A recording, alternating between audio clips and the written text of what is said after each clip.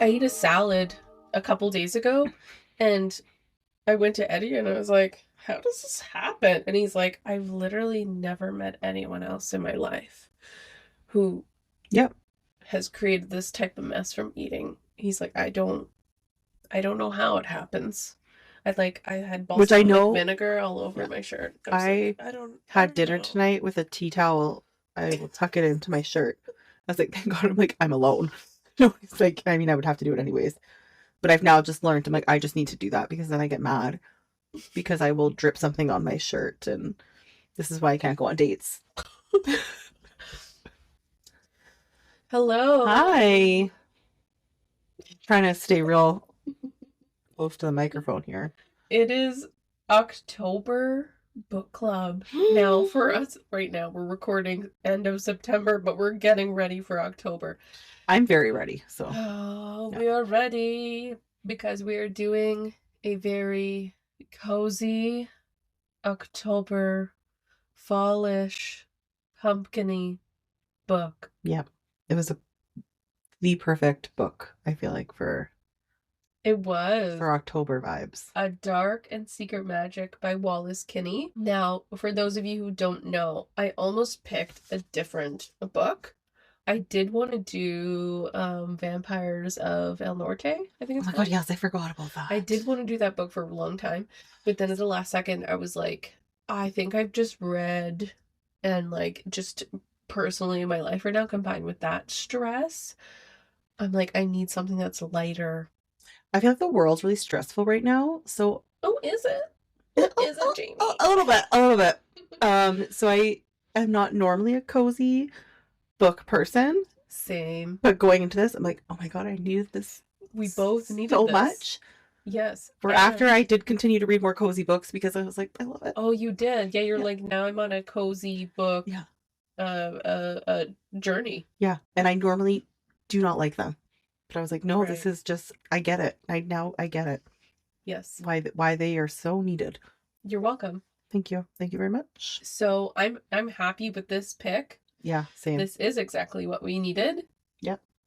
I also even just have down that I just want to say that I pretty much the first little bit started reading it and I got so into it and then realized I'm like, oh, I'm supposed to be taking notes and paying attention.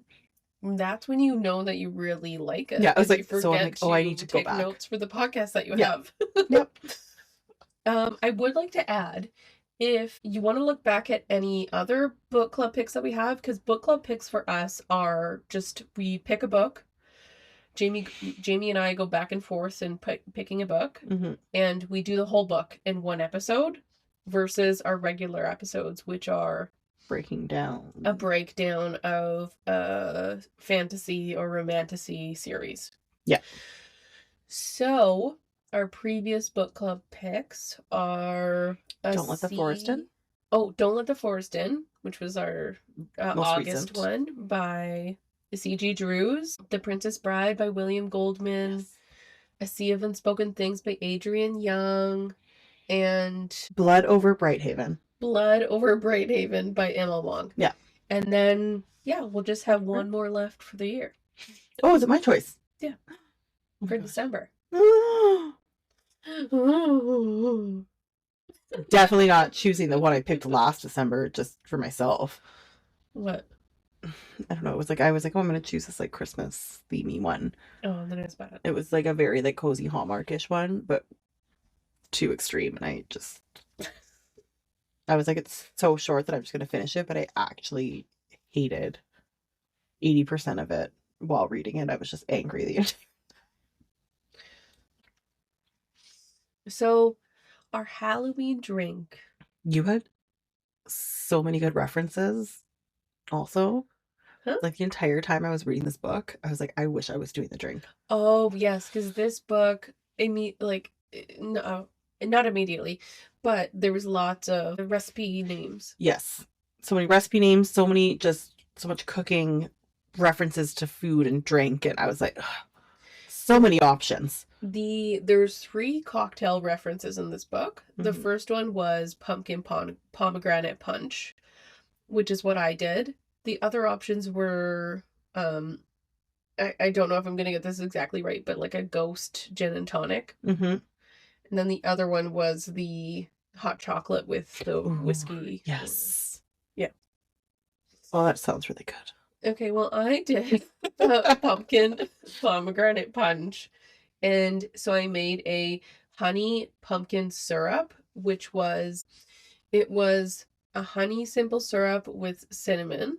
Mm-hmm. And then I added that to pumpkin puree and vanilla. So that was our syrup. Mm-hmm. And then I did vodka, spiced rum, orange juice, lemon juice, ginger beer, and club soda, and then added a bunch of fruit. So apples and oranges and lemons and cinnamon sticks. And I made a big punch bowl. A very big punch bowl. A very big punch bowl. And it was a little bit spicy, meaning it was very like Strong. it was Strong. too much alcohol. So I added some club soda to it, and that helped. Yes. I liked Jamie's complaint was the vanilla. There was too much vanilla. Yeah. I feel like it overtook it a bit. I agree. Yeah. I would even leave the vanilla out, honestly. Yeah, because I loved everything else about it, especially like the spiced rum with all the other ingredients. I think it was really, really good. But yeah, the vanilla not really, either really minimal or none. Yeah, it overpowered it. Yeah, where it threw me off a little bit. That being said, as it sat for a bit, I did have more, and I enjoyed it a bit more. I don't know if that was also because I had another full drink before, and I was like, oh, was it the alcohol, or was it because all of the fruit and stuff kind of made it better? Yeah. Now, if you ever want to go look back at our other, I guess there's just one. If you ever want to look back at our other Halloween drink, because we did another pumpkin drink last year. Yes. And it was like a pumpkin syrup and bourbon. And it was like a really simple drink, pumpkin syrup and bourbon. And you really like that. I did really like that. But that you're was a bourbon really good. person. Yeah. Oh, I haven't done a bourbon in a while. Don't do it. 100% going to be doing it. Okay. Anyway, do a pumpkin punch. Yeah. I kind of like mishmashed and made this one myself, and so it was a little bit experimental. But I think it was generally a success. No, it was good. Yeah. Yeah. I agree. Okay. Let's talk about the book then.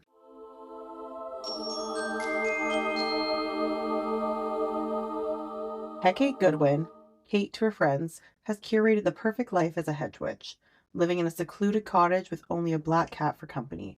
She spends her days foraging herbs from the Ipswich forest, gardening, and creating tinctures to sell at the apothecary she owns. Most evenings pass without her speaking to another human being, an arrangement she quite prefers. Kate's solitude is thrown into disarray when her older sister Miranda reaches out and asks her to host their coven's annual Halloween gathering. The day marks the beginning of the new year for witches and is also Kate's birthday. The pressure from her coven to make the evening memorable mounts as the event draws near. To complicate things further, a handsome man from Kate's past turns up at her cottage, asking for sanctuary. It is Kate's duty as a hedge witch to honor this request, much to her dismay. Matthew Cypher is no ordinary lost soul. He's a practitioner of forbidden magic who's tricked Kate once Making up your own. Who's tricked Kate once before, and her guard is up. As she juggles Matthew's arrival and the preparations for Halloween, Kate comes across an old tomb shrouded in dark magic. She is horrified when she realizes the blood-red inscription is written in familiar handwriting, her recently deceased mother's. Afraid to even touch the dark magic her mother secretly studied, Kate can turn only to Matthew for help. Her idealized memory of her mother begins to distort, and she and Matthew grow closer. Kate has to reevaluate whom she can really trust. A Dark and Secret Magic is a celebration of the Halloween season and a love letter to anyone who drinks pumpkin spice in August and carries the spirit of a witch inside their heart all year long. It is a very much like, I think, like a love letter to Halloween? Yeah, I like the Halloween witches and cozy pumpkin spice Cozy things. pumpkin Cozy, spice. yeah. And hot men. And hot men. Yeah, obviously. Okay. Well, let's talk about the reading The and reading. her writing. Oh, okay. The reading and the writing and the atmosphere and what you overall thought of the book. It's a lot of subjects. That's so many, like, So so many many subjects. things. Okay, let's talk about the coziness of this book. I loved Because it. I think we have a lot to say about that part at least. I also just like immediately at the beginning where it was like there's a broom propped. This is I think in the first chapter. Yeah. Broom propped against the wall of my kitchen, tips forward, crashing against the woodland floorboards. Merlin, who is the cat, lets out a startling cry, bolting off the couch and out of the living room. A knot forms in my stomach. My mother's old adage about fallen brooms comes to mind. Somebody's coming. This is after she finishes like knitting something or making. I know. I have like 2 more quotes before that. Just like the intro of the book, and Yeah. it's a lot of paragraphs of just describing. But that I was also like oh, practical magic. Yeah. I got practical magic. I got hocus pocus. But I feel like there was so many things that reminded me of like classic ones that like we grew up like loving. But mainly I feel like a lot of those just with like the sisters and they had like 3 different hair colors. Oh, right. The Yep. book, how they each had a book with their like spells and stuff in it, but how they had kind of had like a personality reminded me of like Winnie's book and Hocus Pocus. Yep. There was another practical how they have like the apothecary that they run in town, like practical magic. Mm-hmm. I just felt like it was like all these like favorite things pulled into a book, and it just made me really happy. I really loved it a lot. Yeah, it was really well done. Mm-hmm. Because all of these sort of ideas, they're not new. Yeah. They've been in other books. I just felt like this book pulled together all of those favorite things of mine. Yeah. That made me so happy because if I'm being honest, cozy reads, I don't know if that is my It's not not my bread and butter. No. It is not it's not even the book that I go to, but I need a palate cleanser. No, same. Cozy reads are far and few between. And so even though, like I said in the beginning of this episode, I needed the cozy read, I was also a little bit like, oh no, what if this is too cozy? Yeah. Meaning to me, what if this is like the plot is flat and it's just leaning too much on wholesome characters and the coziness of like food descriptions, atmospheric descriptions, the environment, right? Yeah. And I don't think that's what happened. No, I think she did a very good job of keeping that coziness, but still providing a very good story that kept me wanting to continue to read and kind of figure out what's happening, what's going on. Oh my god. Another practical magic when they like call the witches to like come together when they figure out what's going on with her. I was like, oh my god, it's like the phone tree. Right. Yeah, okay. I'm excited about that. It was a lot more interesting and dark than I thought it was going to be. Yes. Yeah, I was pleasantly surprised by that. Yeah. I just wanted to note there were so many wonderful cooking and food descriptions in this book. Mm-hmm. Oh, they're so I good. love cooking. Yeah. So I ate this stuff up. Like I am also the person who has been reading Julia Child. Mm-hmm. Oh, now I can't remember the book. I've been reading it for a year. It's like something with life in the title, but it's Julia Child's stories, and it's just like her life. Oh, it's her life in France. Yes. So when she moved to France and then all the way through her publishing her really famous cookbook, Mm-hmm. but it's her journey with cooking and falling in love with French cooking. And the book is not like plot driven, obviously, but it's like very much just talking about food, talking about cooking, going to the market, going shopping. I love it. So like me reading about food, I'm like, yes, yes, yes. Yeah. I don't even care if it's part of the plot.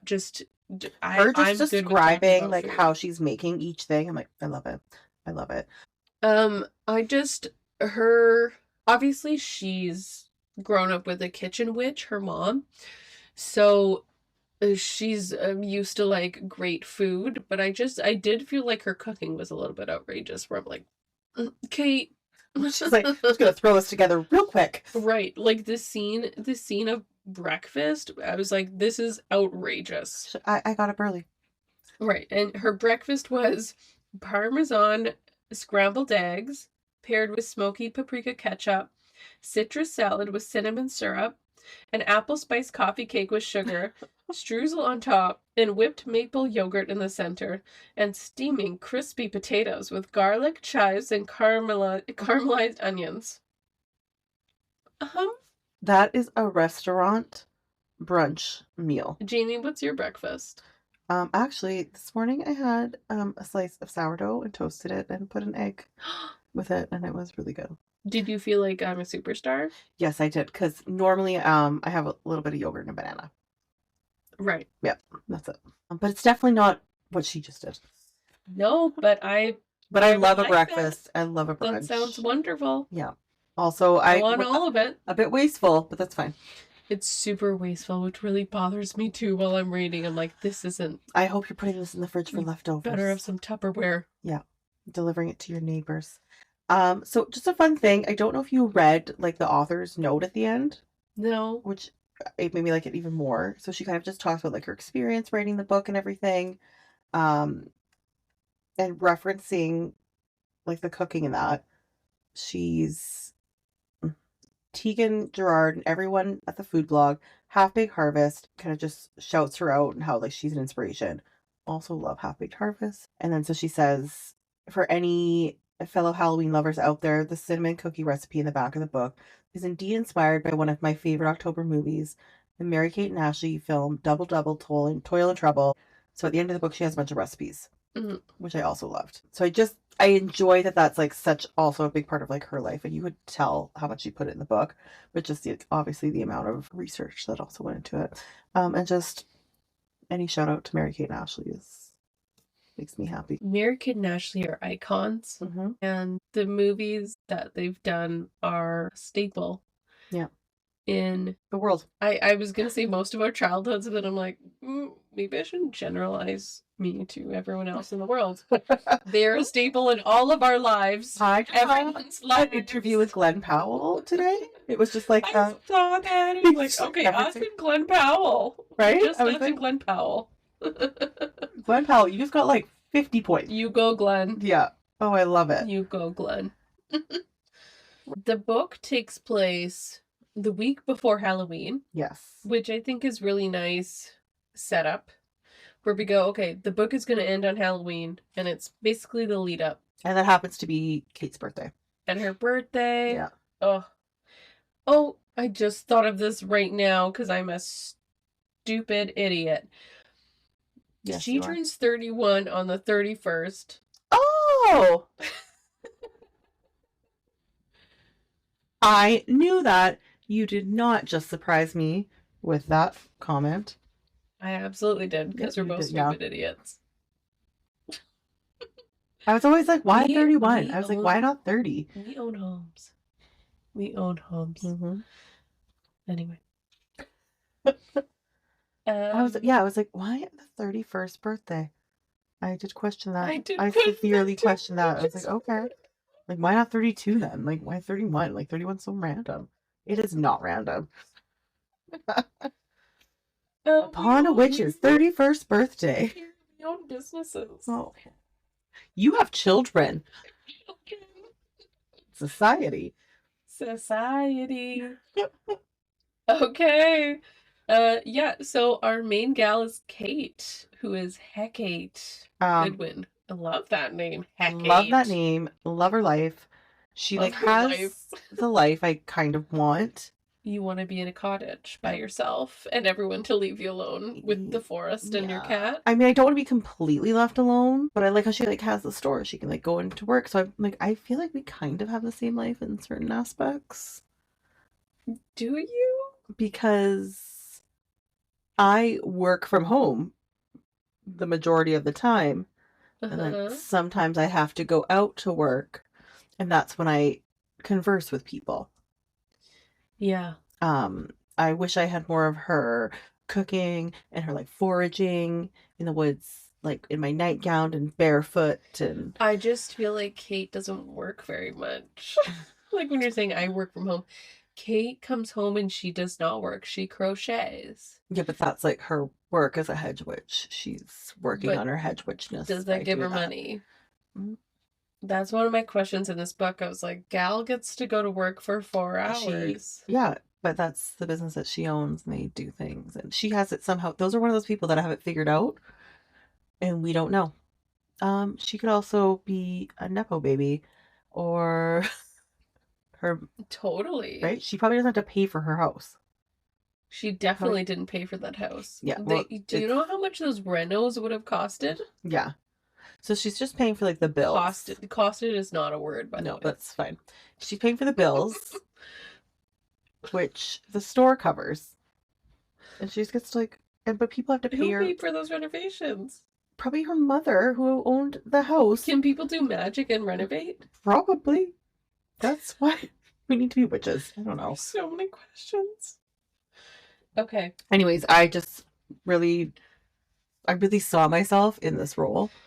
So, and like we were. Well, I mean, all of us, this is why it's a cozy read, because it is bringing you into a world that is idyllic, right? Like, yeah, I do want to go to a cottage where there's forest outside of the house and there's a garden and there's little responsibility and it's just cozy with the fire lit.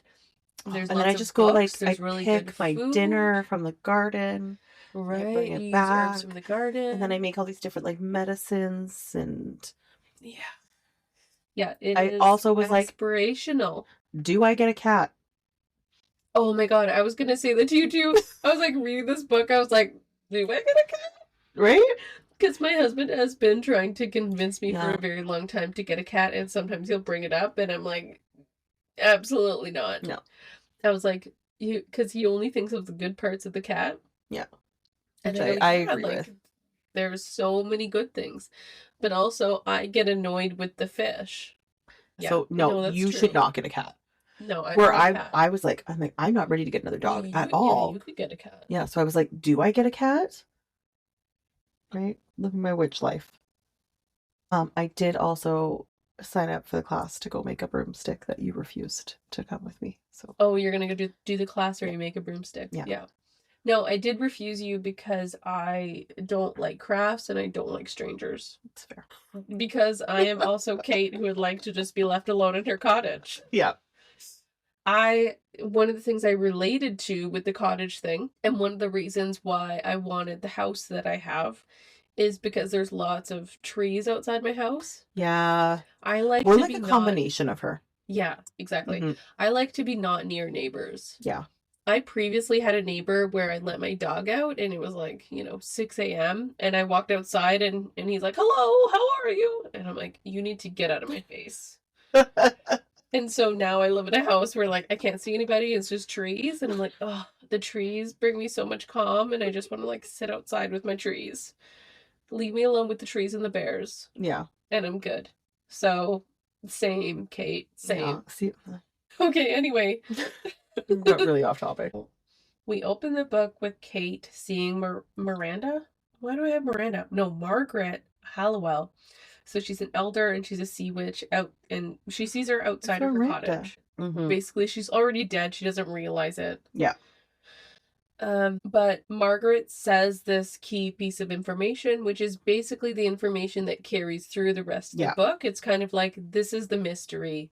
This is what Kate is trying to figure out for the rest of the book. So Margaret says, the veil weakens as Samhain approaches. The king below tests you. Find your mother's book, and you'll know why she named you a hedge witch. Yes. Margaret, what? Margaret! What are you talking about? Margaret, you need to go back to bed. What are you doing out at this time of night? Gown. I loved it. It was a very, like, just the beginning of the book was so well done. Like, it got right into things. She set just the scene for everything to just set up the entire book. And we get Kate's sister, Miranda. soon after, who's like, Rude. Just she's rude. she's like, bitch, get this party done in 5 days or else. I'm coming. If you just a tiny ask. Right, and my note was, good thing Kate never works.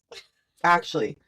Because, like, imagine I couldn't if even you do sent that. me a text and was like, hey, so the party in 5 days, that's you, right, babe? And Yeah. I'd be like, you can go to hell. And you also need to You do it can literally exactly go to like hell. Mom did it. And do it exactly how No. Mom did it. In the mansion.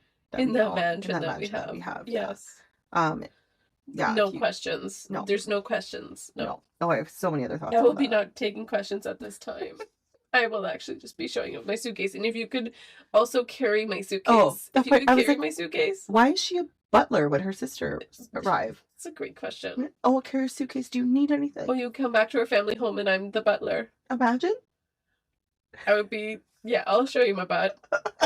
Do you need me to get your bag for you? No, it's fine. I'll do it. Throw your bag in the river. That's what I'll do. Actually, that part killed me though. It's like, what's happening? Why are you a servant? And you're just like, you're so much nicer than me. You're so much nicer than me. Right? Like it's when Dad used to say, you got a piano tied to your ass. He did say that a lot. Yeah, right? All the time. Maybe that's where we're coming from. Yeah. Okay, this is a really big side note. Can I just talk about the herbal? So like the witch notebooks that they carry? Oh, yes. Because I do remember at the beginning of this book, I was like, okay, Kate's to-do list is nothing I've ever seen before. and it's almost like, why are we writing this down? Because to-do lists for me are like, here are the critical things that I need to remember. Otherwise, I'm not going to remember. And I feel a little bit overwhelmed with this information. And so I read Kate's list, and it was like this. Dress and feed cat. Mm-hmm. Brush cat. Mm-hmm. Make a delivery. Work a 4-hour shift. Mm-hmm. Journal. Read. Needlepoint. Yep. Crochet. It's a great list. Herbalism. I love it. Prep my overnight oats. Make another to-do list. Do you know why I love lists? Because I love checking off things on a list. It makes me happy. It makes me feel like I have done something. I think it's great. Okay. Do I get what you're saying? Absolutely. But but you're wrong. I love a list.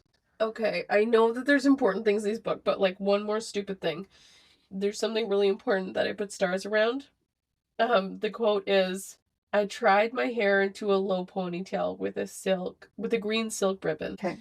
This is like one of those things that you see on social media where like a ridiculously conventionally attractive person puts their hair in a ribbon.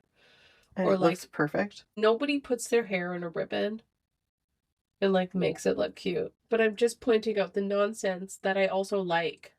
I like the nonsense. It just makes me like laugh. Yeah, well, you know, she probably has like get that to-do list. Like messy, get your beautiful, ribbon. Perfect hair. Oh, you're not wearing makeup? You're not wearing makeup, Kate? Yeah. I bet you aren't, girl. Get it. Yeah, pet your cat. Oh, pet your cat. Oh, you're gonna eat a pie? Okay. You're gonna have a 5-course breakfast? Fine. Yeah, the nonsensicalness is part of this. Yeah. Okay, anyway, the plot.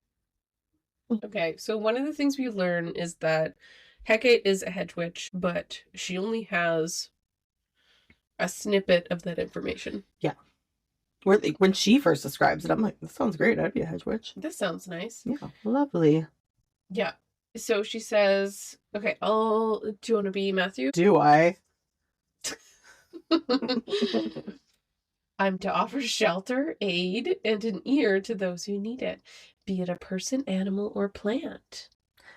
Hedgecraft, first and foremost, is the balance between life and death energies.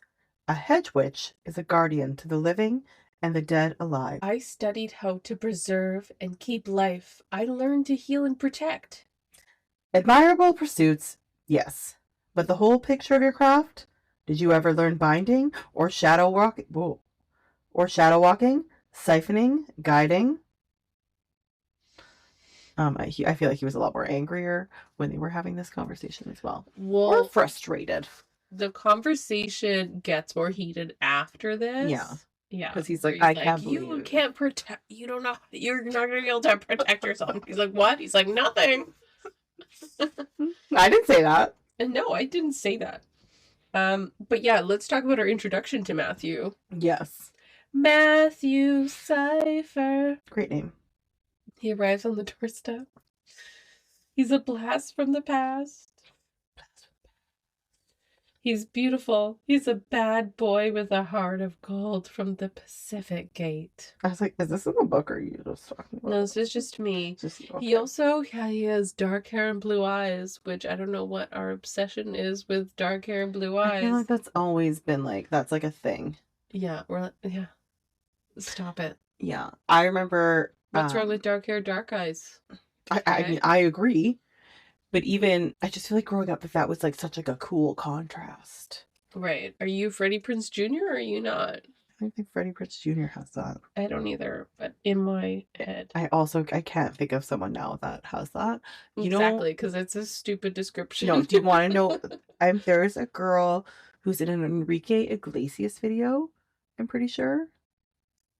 And she had really dark hair, like super cool blue eyes. And I was like, oh, what a cool look. Anyways. He asked for sanctuary.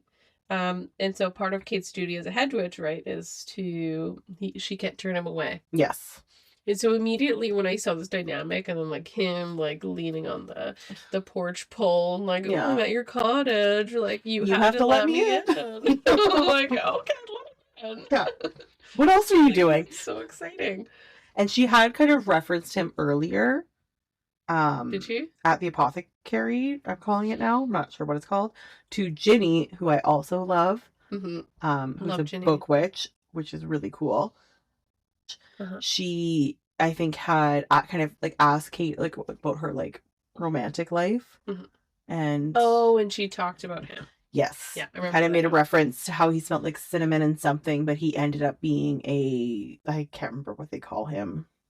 That's not great. Necromancer? No, like not a West Coast, but he was a Pacific Coven. Yeah. He's from the Pacific Gate. Yeah. And so that was like, ooh. Mm-hmm.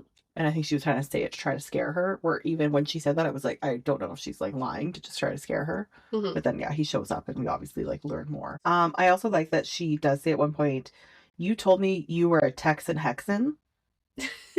I am so obsessed with that term. And that is for like a group of witches, is that they're called the Texan Hexan. Well, Wallis Kinney needs to do another book called Texas Hexan. And another one for where Matthew's from. Yeah. Yeah. Give me those Seattle babes. Mm-hmm. Seattle ones and the Texan Hexans. Yeah. Oh, it'd probably be so good. She does really need to do that. Mm-hmm. And then with foods in each of them. Oh, yeah. Yeah. Texan Hexan. But I do love, this was a bit of an insta love, which yeah. I know people are like, when you think of like criticisms for this book, people could have a gripe with. I'm actually fine with it. Mm-hmm. Insta love for me has its place. Yeah.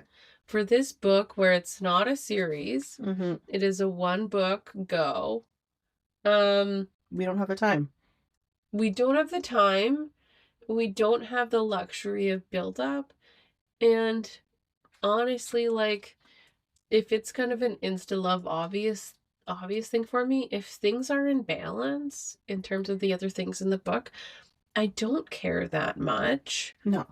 It was insta-love, but it wasn't like we both know and understand. There was like the audience knew.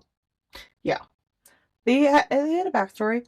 Also, I am not a person who's against that in real life, so it doesn't make me mad.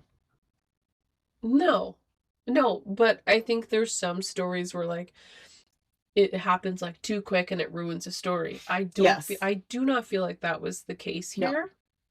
And there was also the piece of we were always suspicious of Matthew throughout the book, where we're like, we're waiting for the other shoe to drop. Yes. I So was that like, is I what don't trust made you. it okay Yeah. for us to digest, is because it wasn't just like, okay, it's done. Yeah. Because it wasn't done. It really wasn't done until the end of the book. No. Even I was like, everything he does, I'm like, I don't trust you. Yeah, I exactly. want to trust you, and I love all the things you're saying, but I was like, but there's something else there. I was like, this is also my feeling towards men in general. I feel like my reactions to him. I'm like, oh. Jamie, he is an artist. I know. Right? That got you, didn't it? It did. The pumpkin carving got me, where I was like, oh. That.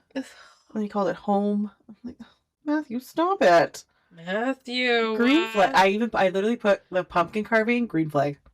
I wrote clearly this was written by a woman. I spent all my time practicing how to carve pumpkins to impress this woman I met one time across the country. I dreamed of her for years, and now I've come for her. Yeah. Real world, that would be psychotic. Or romantic. One thing that was an issue, but not an issue, was that Matthew just stays. He shows up with like, I need to get some stuff. Yeah. And then he's just like, I'm gonna hang out here. Well, then when she goes to the store, and he literally just refuses to let her go by herself, which obviously we find out why he is refusing that, but I'm just like reading it, I'm like, what is your issue? And then she's just finally like, okay. And then it was a 2-hour walk into town. 2 hours. Yeah. 2 hours. Yep. Could have rode a bike and got a car. Came back for you. Jamie, nope. I'll be honest with you though.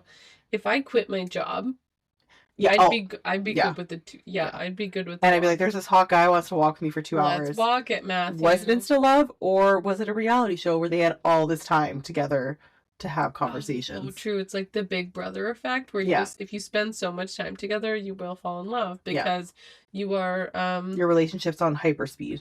Time. They really did have a lot of time together. No, I believe them. Yeah. I believe their love. Just one of my issues was very much like Kate was like, yeah, he probably does have other intentions. But oh well, let's hold hands. Read that whole thing again? Yeah, I like talking about nonsense. Oh, okay. Okay. Say like, okay, so when they're doing the pumpkin carving contest, yeah, they go over, and this part really bothered me. I read it like 5 times. So it says, Matthew hops up onto the platform and holds a hand out for me. I reach out to him, and he grabs me firmly around the waist, lifting me up onto the stage with him. I'm impressed by his surprising strength. How tall is this stage? Because if it's like a step up, then that makes sense that he's lifting her up by the waist. But I just kept reading it, being like, are you completely bent over, picking this girl up by the, like, it just made no sense. Like, just give her your hand and help her up.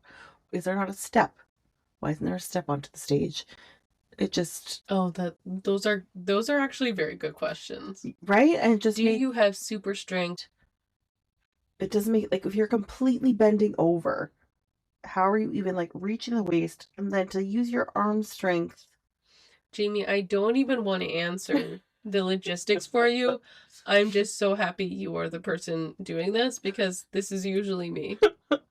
I just want to as a Virgo, and just like generally as a person who like I cannot get past things that are not like are nonsensical and don't make sense, and I need like practical explanations. Yeah. You being upset about the stage thing actually brings me joy. Good. I'm happy. Happy Halloween. It's my Halloween present. I was just like, why? Why is a good question. That's a great question. Like, so many people read this book, and nobody was like, hey, can we just change just a little bit about this little tiny interaction for that to actually make sense? Because physically, you can't do that.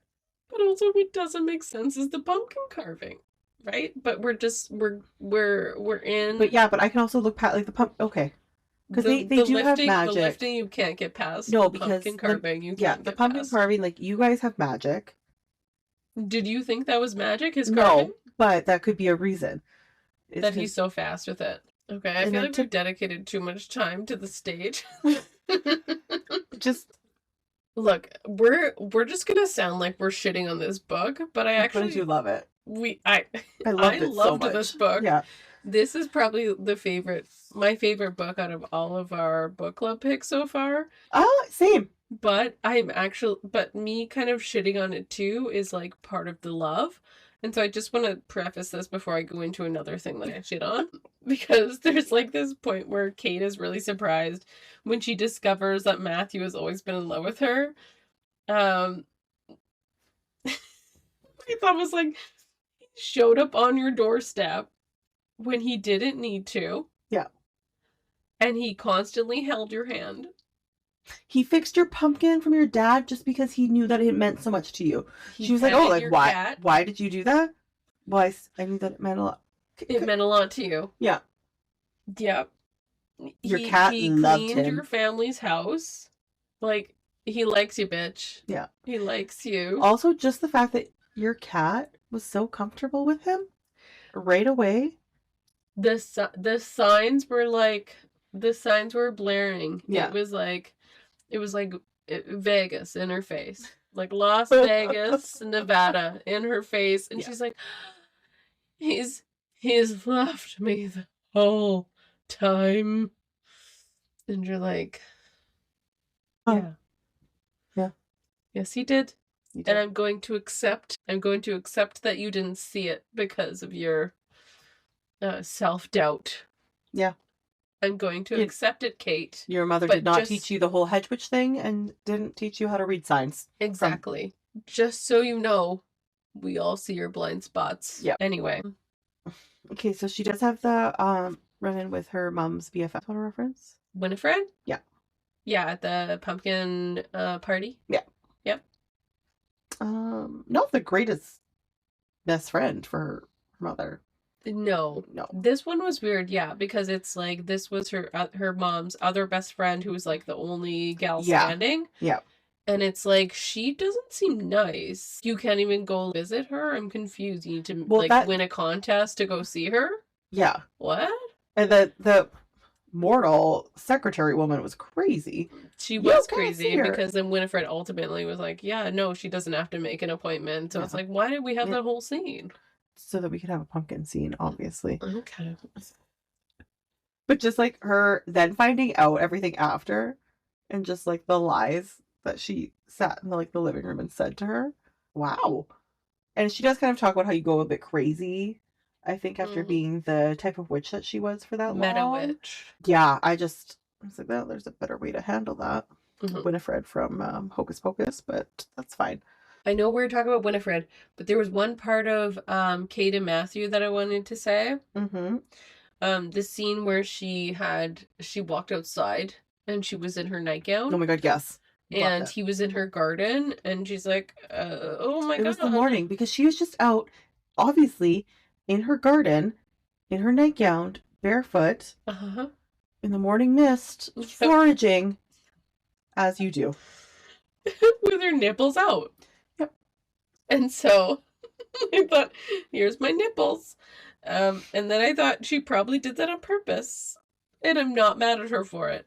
She's hope like, she did do it on purpose. Oh, the mist? I'm in my nightgown? In my white nightgown? You can see my nipples, Matthew? Oh, no. Oh, no, Matthew. Let me go make us a 5-course breakfast. Run into my cottage. I'll make you breakfast. Yeah. In my white see-through nightgown. Yes, that's exactly how it went. Okay, can we talk about the sisters? Or do I need a white nightgown? We definitely need a white nightgown. So Kate has a younger sister, Celeste. I forget what her type of witchery is, but she does tarot cards. Yes. And I don't know what the term is for that one. I also forget, but she has short black hair. That's what we know. And she is fun and young. Like a little psychic type of a seer. A seer? I think she's a seer. Let's go with that. Okay. She's a free spirit. Yeah. Whereas Miranda, right? Her name Miranda sucks. Yes. Miranda sucks. Miranda is a sea witch. And she has red hair. Yeah. She's like Miranda from Sex and the City, guys. Oh, I didn't even think of that. Yeah. I wrote she's a meanie. She's a type A. Yeah. And so I think at the first half of this book, I was like, oh, I hate when characters are too pigeonholed into like these typologies where I'm like, I like when they're more of a, you know, because people aren't just one thing. No. So I didn't love that. And I think the more that the book went on, I'm like, okay, there's a little bit more gray area that it like bothered me a little bit less that they were so siphoned into these caricatures. Yeah. I didn't hate Miranda as much. Yeah. So just in reference to like Miranda and her actions, it pissed me off. So she used her like siren song or whatever, trying to like prove a point when all that stuff happens with Matthew. Are we going to talk about that? Sure. I actually don't really have that much to say about it, but so she's like trying to prove her point, and then Matthew ends up like telling the truth and whatever. That's not even my point, but it's frustrating. Okay, so that happens, and then we find out Matthew's descendant of the king below, and he's been... Yeah, I have his confession. Okay, my part's more Miranda's after stuff. Okay, well, let's do the confession first, because he says he's kind of backed into a corner. So he says, I'm going to tell you for absolute truths, Kate. And then he goes into, you should not go through the containment. You will need all your strength. And no matter what happens to him, the cottage will protect her, but don't leave after nightfall. His family and him are descendants of the king below, sworn to serve him. And he says, when you failed to guide Margaret across the veil, he realized the extent of your mother's betrayal, the king below, and commanded my father to come to Ipswich to train you. My father refused. I came instead. And then his last one is to say, fourth, I love you. Yeah, she's like, oh my god, his heart's black. And then he just disappears. Is that Miranda? No, Kate, that's like her focus. I'm like, did you not listen to anything he just said to you? Listen to his words. Yeah. That part did actually make me mad, because I'm like, you're not an idiot. Yeah. And you know that he couldn't say certain things, obviously. Whatever, that's fine. Miranda, you also suck. So then we do find out he does hurt Miranda with his powers or whatever, and she's talking to Celeste, and Celeste says, well, Miranda knows the siren doesn't work on men who are already in love. And that like shocks Kate, because she's like, oh, obviously Kate not knowing that. But that Miranda's kind of like leading her to believe otherwise. So she confronts her about it and says, why is it so impossible for you to believe that he might love me? Celeste guessed almost immediately. I stare at Miranda, trying to see my own reflection in her green eyes, wishing I could understand what it was that warped me so brutally in her perspective. I don't know, she whispers. We don't really get any like conclusion to that or anything. But I was just like, right. Like it was just like, I don't know. Like, what do you think?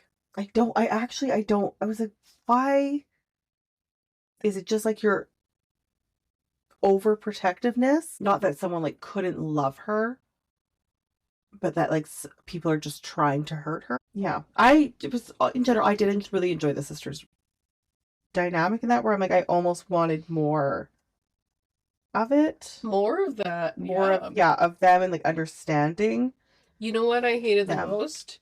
Was the dinner where they had to not talk, and then the time ran out, and then they couldn't have the apple margarita. Oh my god. How much did that bother you? And Matthew tried. He tried. Did he? Yeah, he brought it out because he was assisting, because he's... Yeah, but they ran out of time, and they're like, oh, nope, we can't have the margarita. Could you imagine? I would be like, I would immediately offend the ancestors and be like, you guys need to go to sleep. You guys need to be quiet. We're blood. You understand. It'll be fine. See you next year. We're gonna put on the Monster Mash and we're gonna have these apple margaritas. Yeah, this is absolutely ridiculous. And we're gonna wiggle our bodies, and you guys are just gonna go back to sleep. Did you look up dumb dinners? I went down a whole rabbit hole with it. Did you? So interesting. Because it's an actual thing. At first I was like, what is a dumb dinner? Is this author making this up? But it's not. It's a whole thing. So dumb supper is a silent traditional meal where participants eat in complete quiet to honor deceased loved ones, believing that the silence creates a sacred space that allows ancestor spirits to communicate with the living. This ritual, rooted in Celtic and British traditions associated with Samhain brackets Halloween, typically involves setting an extra place at the table for the spirits and consuming the meal in reverse order, starting with dessert. Wow. Christine, shut up. Yeah, it's super interesting. Okay. Well, now I feel like an asshole because now the silent meal makes sense. Yeah, it's a very real thing. And is like the time limit on it though, where you're like, nope, can't have a margarita. Only specifically about margaritas, actually. Like, if the drink's a margarita, no. If you don't eat your steak fast enough, you don't get a margarita. Don't get the margarita. So sorry. Oh. But again, back to like, that seems wasteful. Yeah. Now you've made all these drinks. I mean, I'm hoping they're putting these things in the fridge. I hope so. Yeah. Now, the big twist that we wait for throughout the whole book, because we are suspicious of him the whole time, is Matthew. So we just went over him kind of revealing that, right? And then, yeah, I guess that brings us to this ending scene with Kate with the king below, and we're like, oh no, we realize that Matthew didn't just abandon her, that Matthew is actually with the king below, and we're like, oh no, Matthew. Yeah. So during her party, where she refuses to do the party thing. Do the containment. Yes. Which I was like, yes, Kate, don't do it. Yeah. And then she shadow walks, which he helped her. Yes. Yeah. And so then she's there, and then she's like, oh, I don't know what to do. And then we're kind of brought back to the beginning of the book, because then she has to pick an herb. He tries to trick her. Yeah. And she picks the right herb. So she picks rosemary, which is remembrance. Mm-hmm. And so there's all these other herbs that can kind of like trick you, because those can also have their powers. But remembrance ends up being a really great one, because she's walking into a graveyard of her ancestors, and so honoring them ends up being an asset, because they end up fighting for her with the king below. Which was a very beautiful little excerpt. I liked it. Yeah. Do you want to know what my favorite part was? Okay. The king below seemed hilarious to me, and I picture like a so funny comedian playing him. I don't know which one, but someone. I thought of him in like some sort of like Mario Kart, or like like one of the Koopas, or like Tom Hanks on SNL with Halloween guy. Yeah, like a combination. Sure. So she goes, "What gifts?" I ask, mystified. He blanches from atop his throne and peers down at me disapprovingly. "I lit your way for you." "I know how to navigate this forest without a pumpkin path. I'm a hedge witch," I remind him. "And of course, I gave you herbs. I can buy rosemary for $3 at the local supermarket." I just really enjoyed how he thought he was like just doing her such a favor. Mm-hmm. It's like, but I lit the way. But then I gave you these herbs. And there's just other things he did. And he's like, be grateful. Yeah. Like, okay. Like, no, you're not really helping me at all. Yeah, he had some other great lines, but he just sounded very entertaining, and I loved it. Yeah. Love it. I mean, a little weak as a villain, but I'll take him. Yeah. And even when she like ends up turning everything against him, and he's like, oh no. Like when he realizes what's happening, in my mind, it was just such a comedic scene, almost. Okay, this is my question. Okay, when Matthew ends up killing himself, and like he's the new like king below. What? Just that whole part when that's happening. And they're like going back and forth. They're trying to like, and he's just like professing his love. And there's a big thing where he's like, I've loved you for this long. How he's been like waiting and thinking about her, whatever. Mm-hmm. And then he's like, because I need to do this. And she's just kind of like, okay. No, she was like, the look in his eyes was like, let me do this. Like he seemed so like desperate for it. Yes. She's like, okay, fine, you die. Yeah, like that's what I mean. Like it was just like, oh, okay, you need to do this. But I think just like reading so many books where they're like, oh, I'm so in love. Like there's no way they would let them do this. And you're like, okay, do it. Yeah. And then the scenes God. after. Okay, Merlin's litter box probably needs to be changed. So what? Oh yeah, this would. I thought I said words.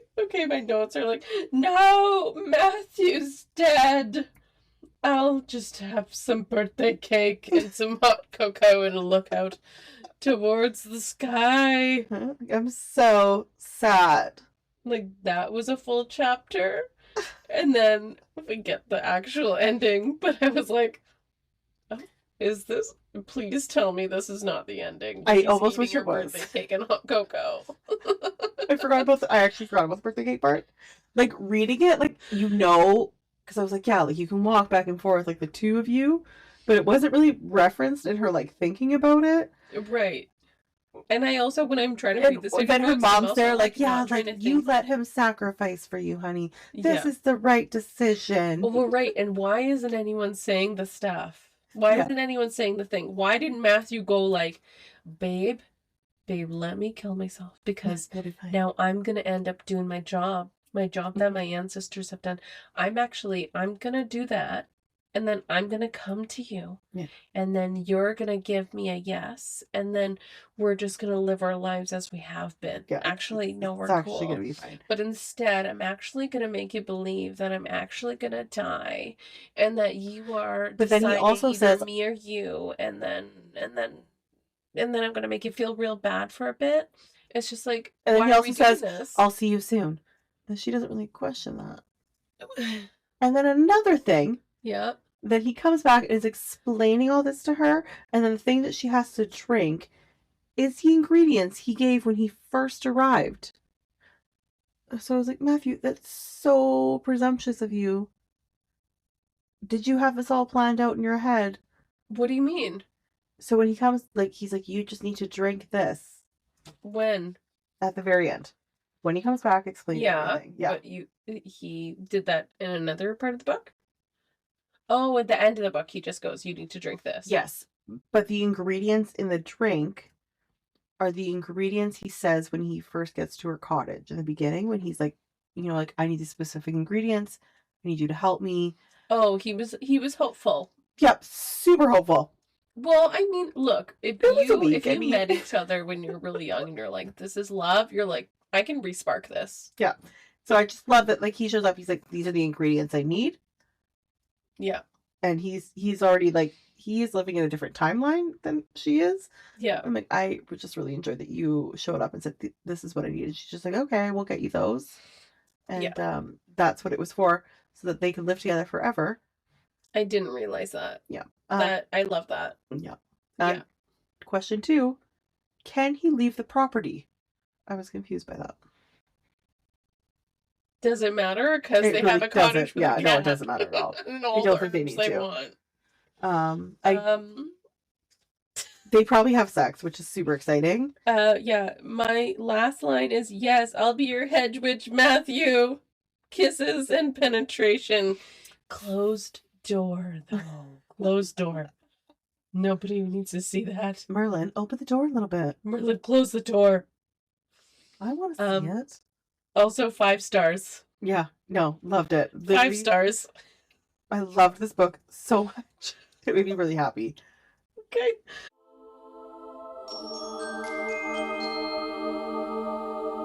Casting. Halloween, October book club. On the docket, we have Hecate and Matthew. Yeah. If you have any extra, that's okay, but that's our people. Yeah. Who's your Kate? Me.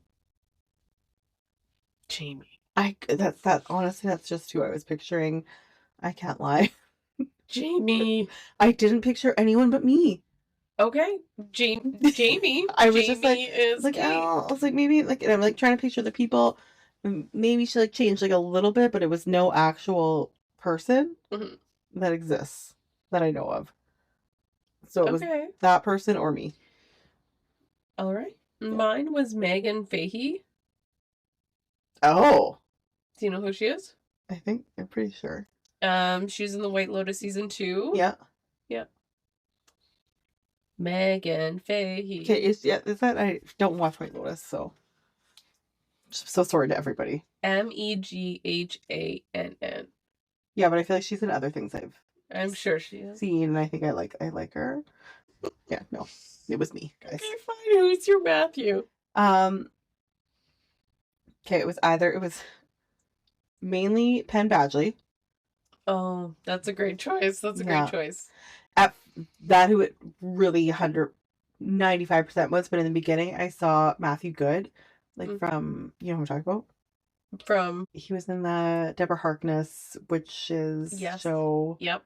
Yeah. Yep. At first, that's who I was seeing, and then Penn Badgley. Yep.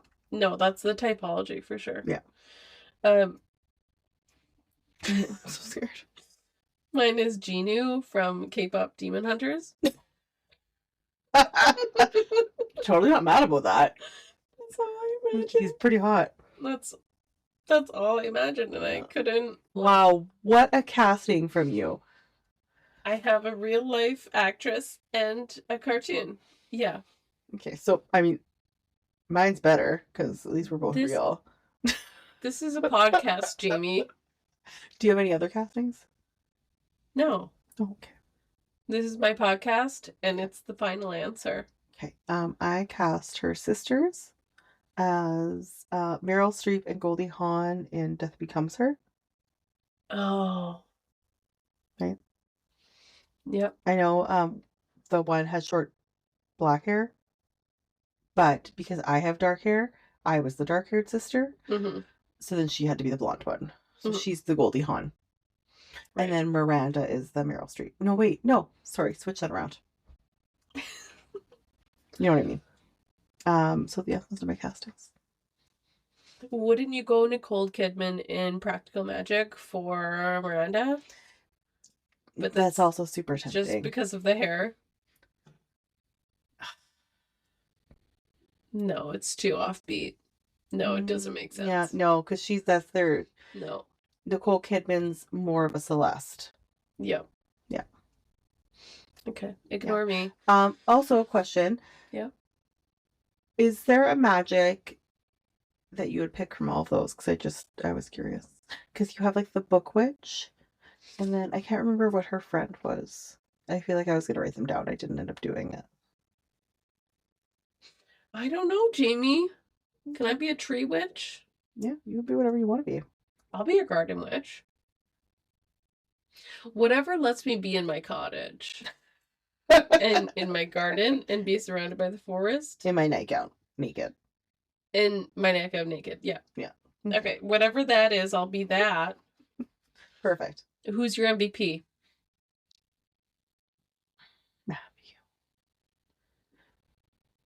Matthew's my MVP because his love is so strong that he waited and waited until that barrier broke so that he could come back and, just be super supportive. He was so supportive and so positive, and he was. Yeah. His love is your drug. Yeah, pretty much. Like I just kept thinking about you in this cottage, and I just wanted to see that you did all these things, even though I only knew you for 10 minutes. And he could carve a pumpkin. And he could carve a pumpkin. That's all that matters. If you have any artistic skill, he can chop vegetables while you're trying to cook your dinner. MVP. Yep. Okay, my MVP was Merlin. Oh, good one. I don't know if you caught this, but the cat smells like pumpkin pie. What? Yeah. There was a spot where there was a sniff, and the reference was the cat smells like pumpkin pie. And Matthew smells like cinnamon? They're a Halloween family. Well, I hope Kate doesn't smell like shit, because I love a pet with a personality, and yes, Merlin pulled the whole story together. This story would be nothing without Merlin. it's true. Oh, Okay. If you are still listening, thank you. thank you so much. We are going to be moving on to our next series. Our next series is Twilight by Stephanie Meyer. I don't know if you've heard of it. The Twilight series. So we're not just doing the first book. We're going to do all the books. Yeah. All 4 books. I think it might be a hit. The book. The Twilight series. I feel like this is an up-and-coming series. Yeah, I really think it's going to do well. And people are just going to discover it, and we are going to break the news. Yeah. We are so smart. We are trailblazers. Mm-hmm. Just you guys wait till you read this. You'll see. Yeah, you'll understand. Stay tuned. Stay tuned. If you are not already following us on social media, please follow us on Instagram and TikTok. We are Books and Booze Podcast. If wherever you are listening to us, if you could give us 5 stars, give us a comment, give us a follow, all of that is incredibly helpful. We love you so much. Love ya. Toodaloo. Happy Halloween.